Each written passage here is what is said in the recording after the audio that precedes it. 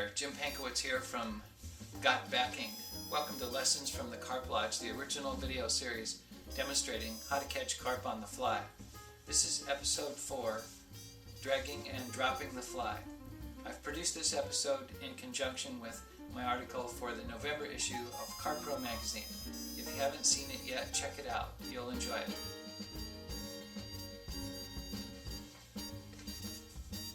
In the last 4 seasons, I've recorded over 1,000 video segments of carp fishing. If I choose the right video, and I've got lots to choose from, if I show the right video and show the right pictures, I can make carp fishing look easy.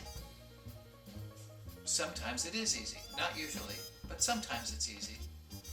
Once in a while, fly fishing for carp is just magical. It's magical. And for me, what adds to the magic, or what makes the magic, is a take that I detect very visually, and then a long, hard run after the hook set. Oh, I love that part of carp fishing. I just love it. Those magical days are the ones that I daydream about when I'm tying flies in the winter. They're the ones that I visualize and fantasize about. They're the ones that keep me coming back for more. Most days, fly fishing for carp is not easy. It's technical and it's difficult. Add to that, the fish are smart and wary. They sense the slightest movement in the water.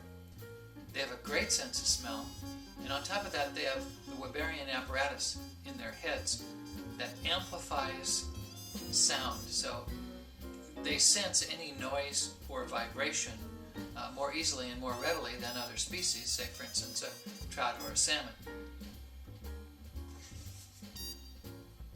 Here in Washington and Oregon, and I suspect certainly other places in the country too, there's always something that makes carp fishing even more difficult than it already is. Around here the wind blows a lot. The river level can vary tremendously in the same day, just from the morning to the afternoon because of all the dams on the river. The water clarity can change too. A spot on the river that's clear one day can be muddy and cloudy the next day and make it impossible to see fish. My casting might be bad today. My confidence might be off, and yes, that does make a difference. Confidence makes quite a lot of difference, actually.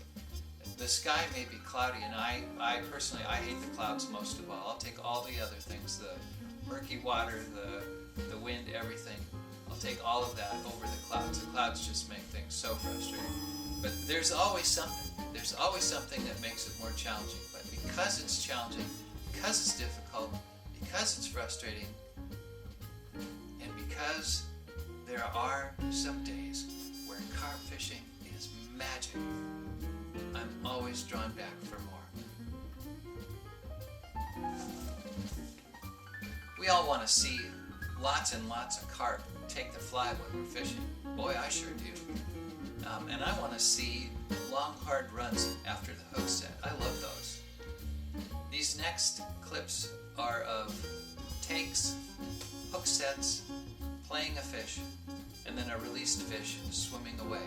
These are the kind of clips that make carp fishing look fun and easy.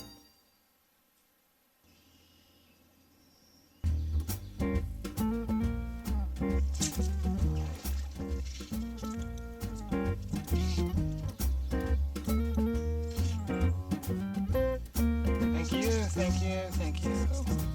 Come on. How could you ignore that? You didn't ignore it. You picked it up. Good for you.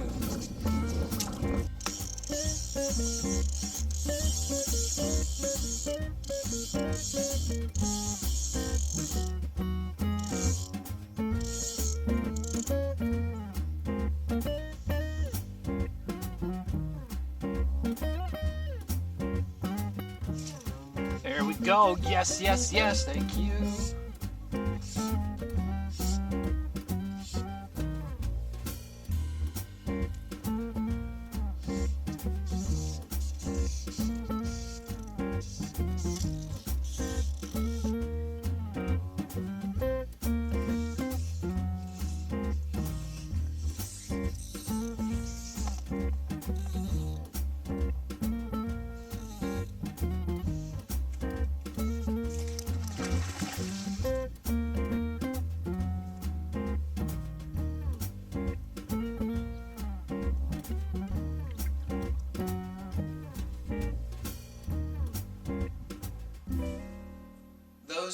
clips made carp fishing look like fun, and it is. It's just tons of fun. I love doing it. The reality is that there are some days when it's very frustrating, and around here, like I said, there are days when the wind just howls. The first clip in this next section is on a windy day, and there are fish out in that flat. I can see them jumping. I've been there before lots of times, and I've caught fish, but on this particular day, I'm probably not going to get a single fish. And it isn't just that I can't see them because the wind's blowing so hard. Heck, the wind's going to knock me over if I get out in the river. I'm going to end up tripping over a rock I can't even see. In the next two clips after that, I am casting to shopping or prowling fish, and they don't want anything to do with my fly. Nothing at all. They just ignore it or swim away like, why are you bothering me? This is a big part of carp fishing, the rejection and the disappointment.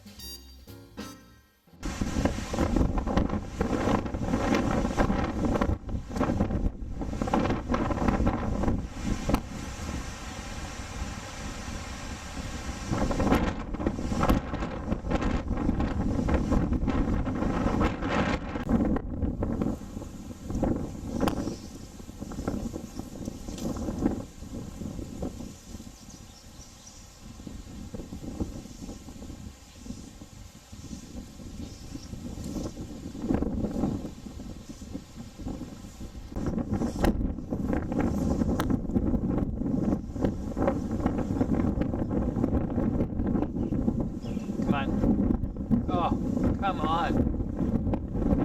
Ah.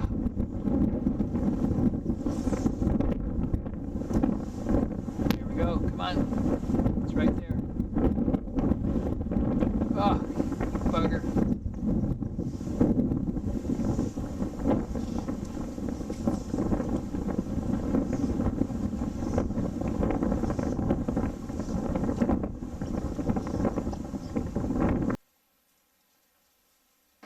Carp here in Washington and Oregon won't chase the fly.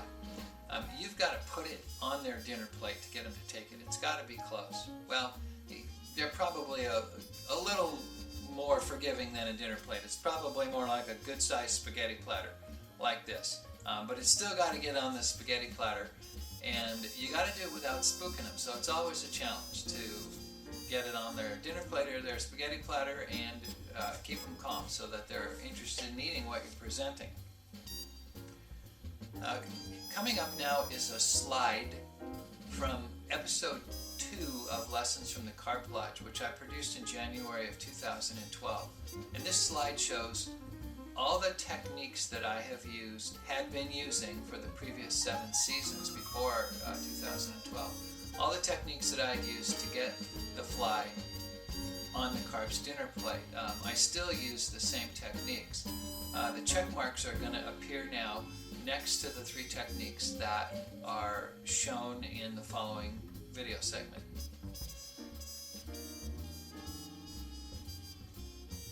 I filmed this next sequence this past season, the summer of 2013.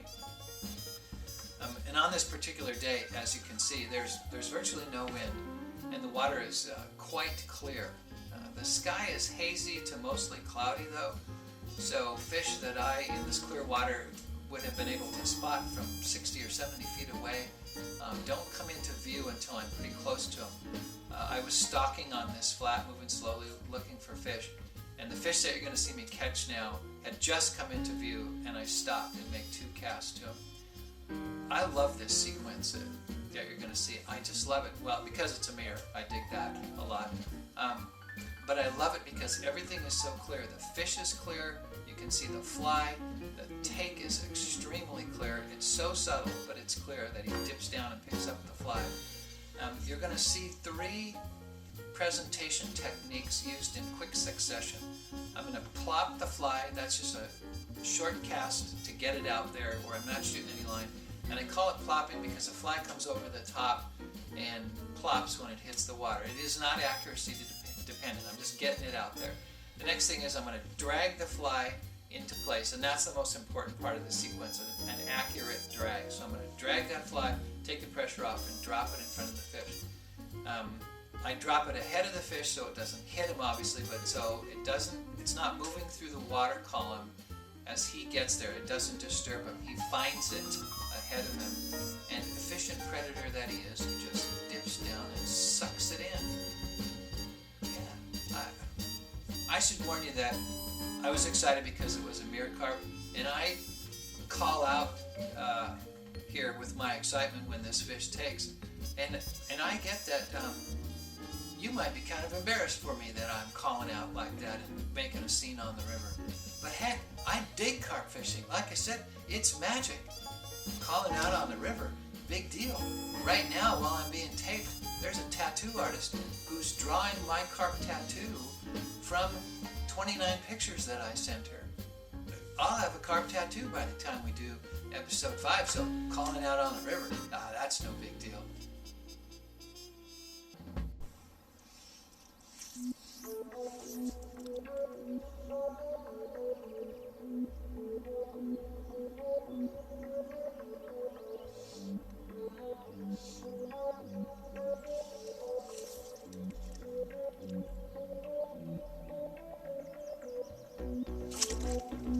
Nice, nice, nice. Thank you. Thank you for picking that up. And you're a mirror too. Hell yeah. Get up and go, baby.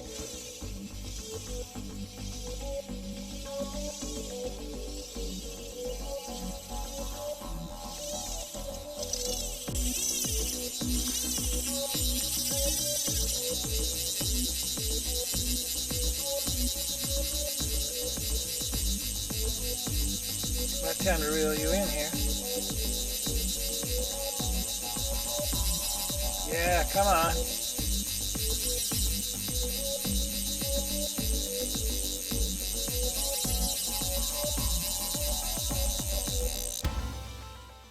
The accurate drag and drop were the most important part of that sequence. The drag enabled me to change the direction of the fly and then drop it right in the carp's path. Short casts followed by dragging and dropping the fly are great tools to help you catch more carp, particularly when you're fishing at close range. They're great tools to turn an ordinary day of carp fishing into one of those magical days, the kind you dream about in the winter. That's it for episode 4. Thanks for watching. Check my blog for news of my carp tattoo. No, not my carp tattoo. Of future video. Thanks again for watching.